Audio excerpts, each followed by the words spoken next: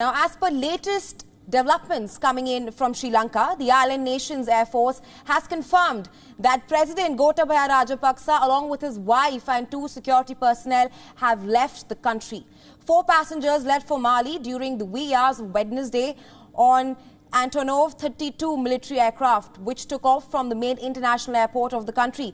Gotabaya left the country to avoid detention after stepping down.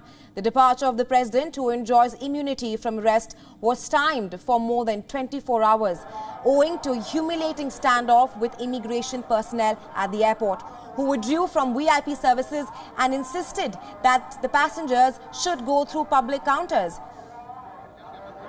And for more on this, joining us live is our correspondent Dasuni Athoda from Colombo. Hi Dasuni, you're right now at the Presidential Secretariat. We are understanding that President Gotabaya Rajapaksa has fled the country. Tell us, what do you know about this and what are the implications of this move?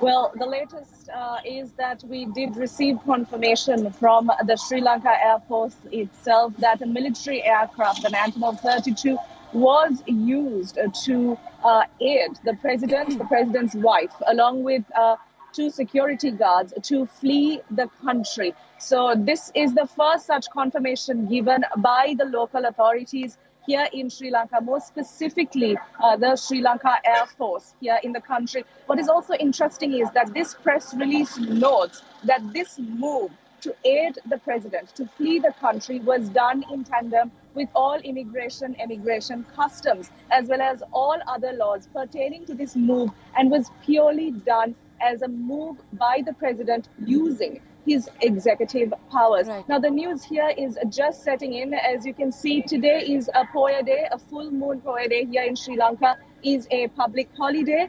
The public seems to be coming in to the Presidential Secretariat, and the news is pretty much still very, very early on. The people are just getting to know the official confirmation from the Sri Lanka Air Force.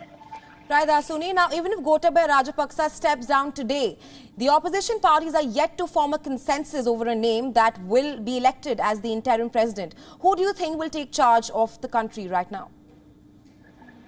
And like I mentioned before, even before a newer president is elected, which is slated to happen on the 20th of July, that is exactly a week from now, as per Sri Lanka's constitution, in the event a president steps down and before a successor is officially appointed, Sri Lanka's constitution says that until that period, the period where a new successor is appointed and before the president resigns here, the Prime Minister of Sri Lanka will step up as the acting president until a new successor is formed. So as of right now, the strongest possible candidate until a new successor is nominated and elected here in Sri Lanka would be Prime Minister Ranil Wickremesinghe. Once again, the forming of a coalition government is key, where the Prime Minister himself on an earlier occasion said that he will be resigning from his post as Prime Minister as long as a new coalition government is formed. However, politically,